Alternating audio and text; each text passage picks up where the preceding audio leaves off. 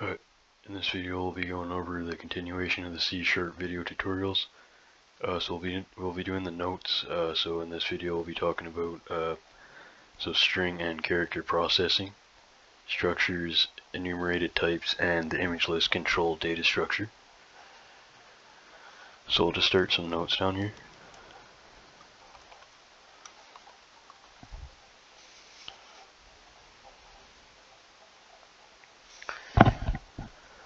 So we'll be talking about various string and character processing techniques. They're useful in applications that work with text. So we'll also be talking about structures, which allow you to encapsulate several variables into a single item. We'll also talk about enumerated types, which are data types that allow that you can create. And also we'll talk about the image list control, which is a data structure for storing and retrieving images. So string and character processing, text is commonly used.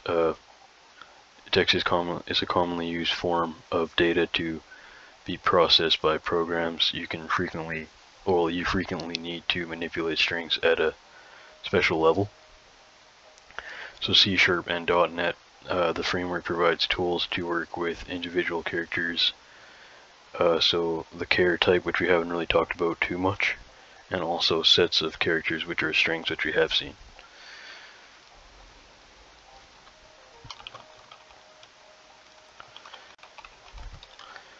So text is commonly used as a form of data to be processed by apps.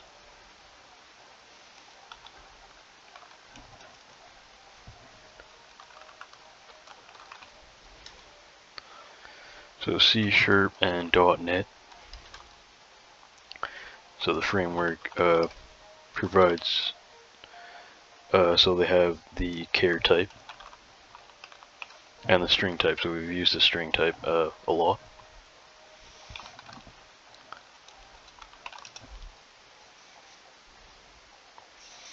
So the char data type, is a C# data type used to store individual characters. A char variable can hold only one character at a time. So we'll do an example. So for example here,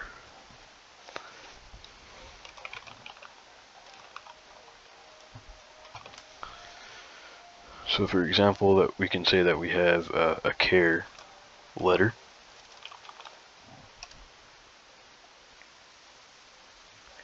So this statement declares a char variable named letter. So character literals are enclosed in single quotation marks. So for example, we can create a declaration of letter, and then here we can say that letter points to the character, for example, Q. So this statement assigns the character Q to the letter variable. Char and string are two incompatible types, data types, so you can't create a char and work with a string as well and try to point it to a string and a char at the same time.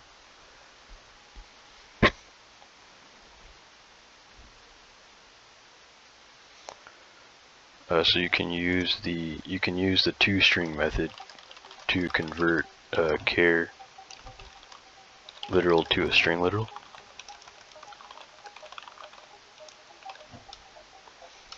So for example, we can say messagebox.show, and then we can pass in as a parameter, we can call our letter variable, we can say that we want to call the toString method on it.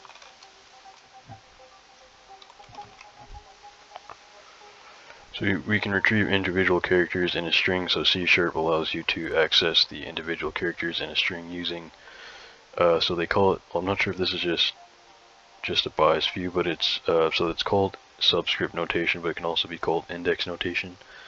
So it's basically the same thing as an index in an array. So basically we can say, for example, that we have a string name points to, for example, Jacob. But we can say that, for example, that we have a char letter. And then here we can use a loop, so we can say for int I points to 0, I is less than. So we can use the dot length property for strings as well. So here we can say, we can access our string here, or we can just say, for example, string str here points to Jacob. Then here we can say I is less than str.length, and then we'll increment by 1, so we'll say I++, so every time it adds 1 to itself. And here, for example, we can say str points to, we can say that letter points to str of index I. And here we can say messagebox.show. We can say that we want to show the letter as a string, or cast it as a string, so then we can call the toString method on it as well. You can do the same thing with a for each loop. So here you can say, for example, for each, and then we can pass in as a parameter char letter. So we can say char letter in name, or char letter in str, because we want to access our string variable, and to access the elements we're looping through it. So here we can say that letter points to str of array index I. Actually, sorry, index of index letter. So then here, for example, we could say messagebox.show.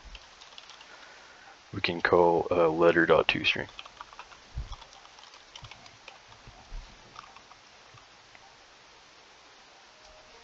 So here we're just looping through the string individual element, or sorry, basically each letter.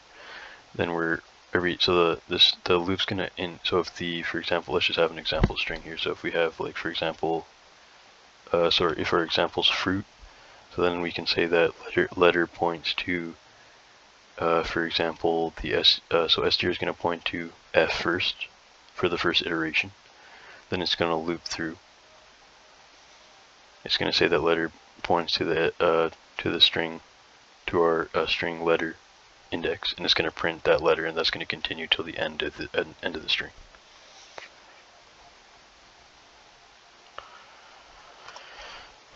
So we can also retrieve individual characters in a string. So however, when we use subscript notation, the characters in a string are read-only. So for example, the following, basically, actually sorry, we could just skip that, but basically if you have a string pointing to another, if you have a string variable and you want to try to access a string index as a character, that won't work. So there's a lot of character methods.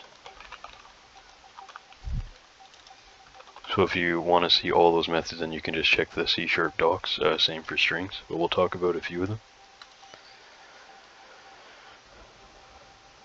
So methods for testing the characters of, for testing the value of a character. So there's a few different ones. The first one, for example, is char.isDigit, which takes a char as a parameter. So this checks if the char is a digit. So it checks the index through, so it checks the index 0 through, basically to the, so it checks if it's a digit, for example, the possible digit values are 0 through 9. So the next method, for example, is char.isDigit, which is basically, I think it's overloaded, so it takes a different set of parameters.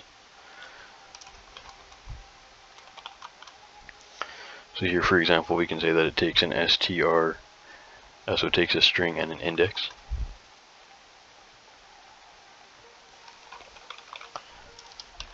And this checks if index of str is a digit.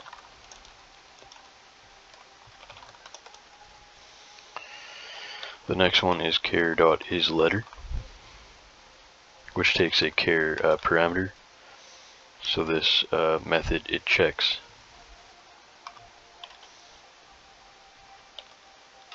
if index of str is a digit.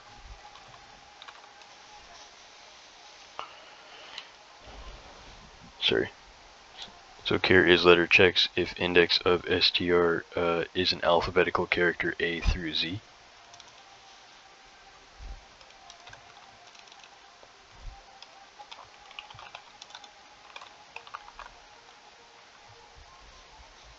So it's lowercase a through Z and then uppercase A through Z as well. So there's also an overloaded version of that as well. So we could say, for example, well, there's another method. Char is letter, and then it takes two parameters in this case. It takes an str and an index. So a string and an index. It checks if the index of the string is an alphabetical character as well.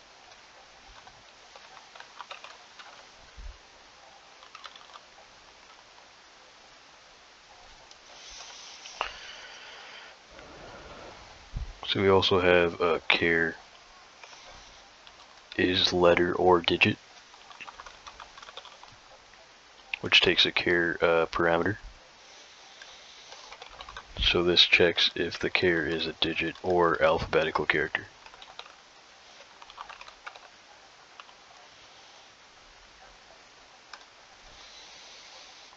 So there's also an overloaded version of that as well. So for example, it is so char dot is letter or digit, and it takes a str and an index as well.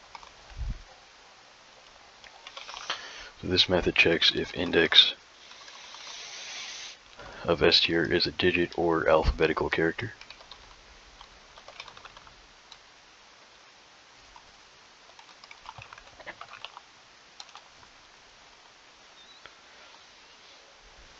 So the parameters here just to specify that ch is a character, str is a string, and index is the position of a character within a string or an index.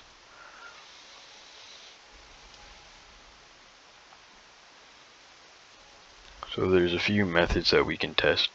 So there's character testing methods that we can just show some examples for.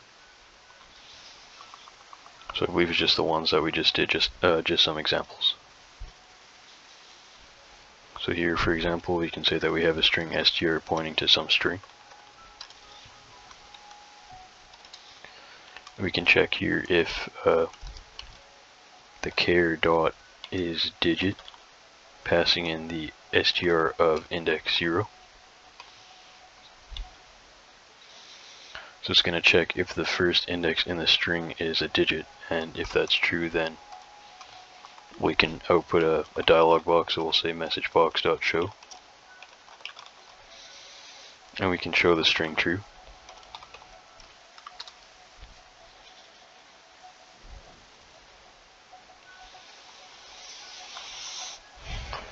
So you can do the same thing for different methods here. So we could say, for example, if is digit, passing in the parameters str and 0. Then we could say, for example, message box.show. We could show a string true as well. And we can also check if the string, or we can check if the char dot is letter. And we can check if the str of string index 0 is a letter, and if that's true, then we can say that we want to show a message box and a string true.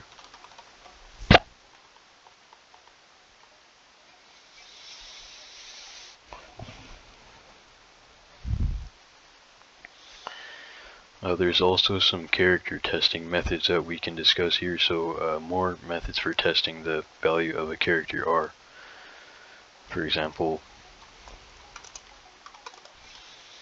so we can say, well, one of the methods that you can use to test is punctuation, which takes a char as a parameter. So this checks if the char is a punctuation mark.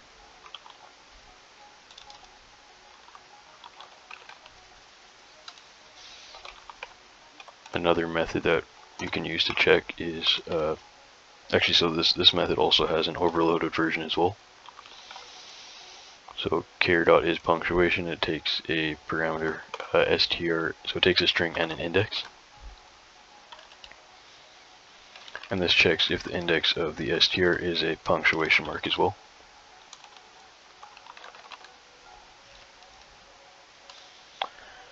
So the next method is, for example, is white space.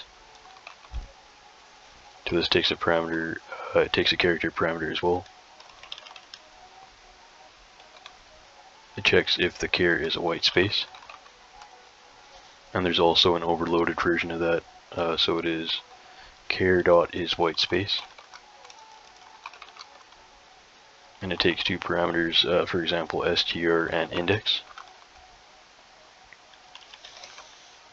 This checks if the index of the str is a white space.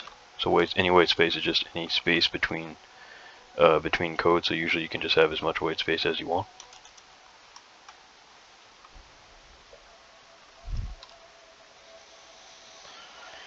So character testing methods, basically you can do the same thing that we did above.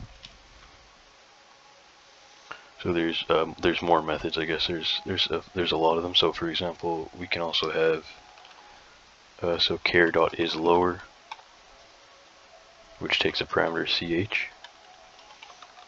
So this checks if the character is a lowercase letter. And we have, for example, char dot is lower. We can pass an overloaded version as well, so str and an index as a parameter. And this checks if index of str is a lowercase letter. We can also use is upper, which takes a parameter ch. And this can be used to check if the ch is a uppercase character. Or sorry, an uppercase letter. There's also an overloaded version of that as well, so char dot is upper, which takes parameter, for example, str and index.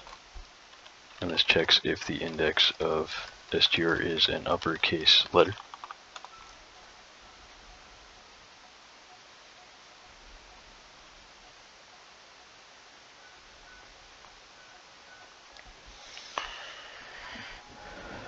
So there's something called character case conversion. The char data type provides two methods to convert between one case of a character.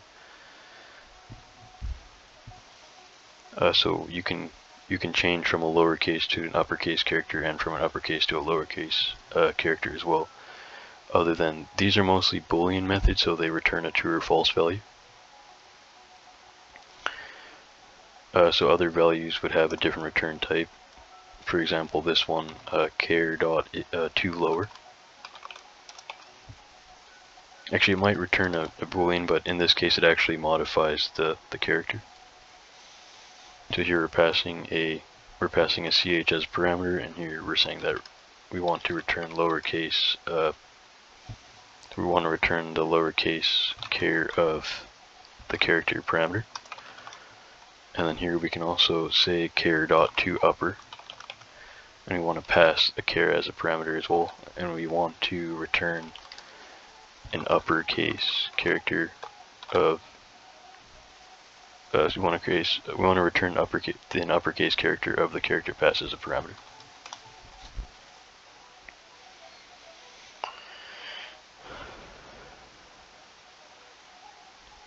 So here, for example, we can say string str1 points to ABC.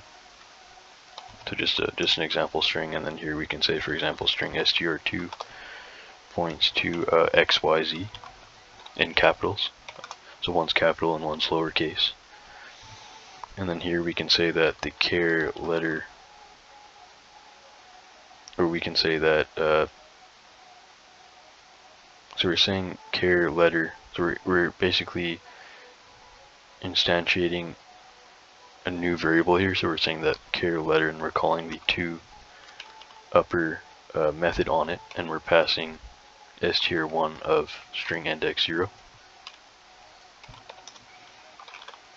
And then here, for example, we're saying char letter dot to upper to lower. We can pass str2 of string index 0 as well.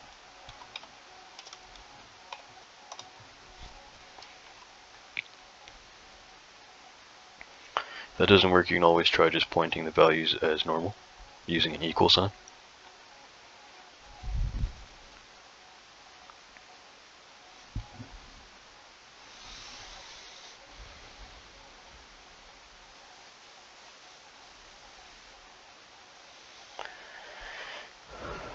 Alright, so you can also search for a substring, so some tasks require you to search a specific string for characters or a smaller string within a string.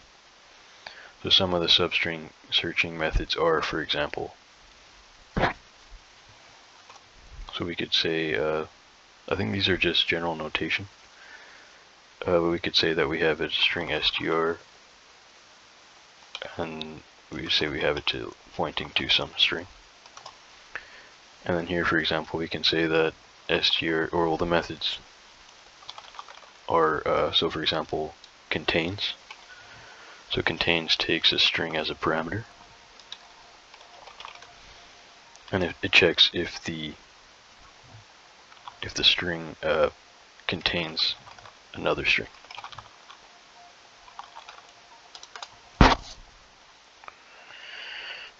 So contains is also loaded, overloaded. So for example, str.contains, here we're going to pass in a character, and this checks if the string contains the character instead, rather than another string, as above. So in this case here, for the next one, we have, for example, starts with. So starts with takes a string as a parameter, so str, and then it checks if the str starts with the substring, or with let's just say substring here. So it checks if the string starts with a substring.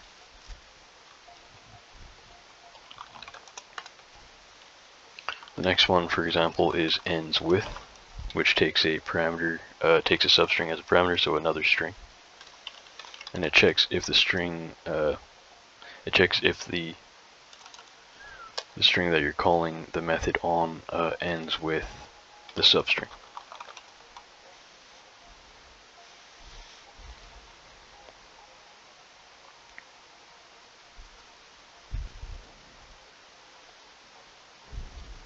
Okay, so we can just add a few more examples here just to wrap up the first tutorial. So for example, we can have so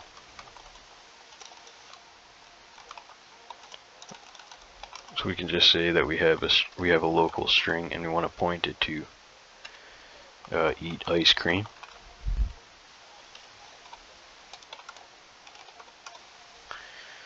So we can say if str.contains. So this should be the same thing as Java as well. So we're saying if str.contains the string ice. So it should be case sensitive. And then here, we're gonna, if that's true, then we'll show a message box to the user, and then we want to show them that that was true.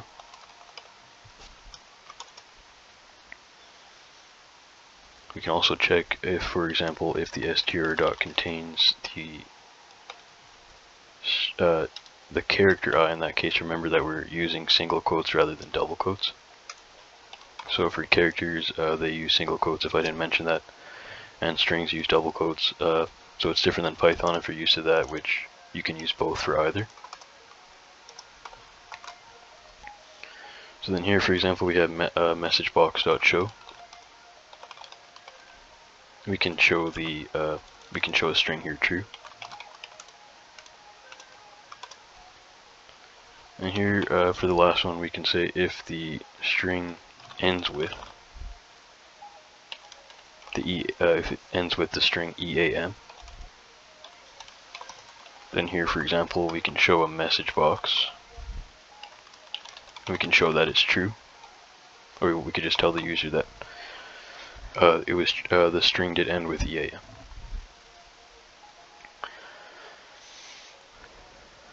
So that's pretty much it for the first tutorial. That's about half of it. So thanks for watching, guys. If you guys like the video, you can like and subscribe to support the channel for more programming and investing tutorials. In the next tutorial, we'll be continuing with strings and structures and enumerated types. So thanks for watching, guys. I'll see you guys in the next one. Take care.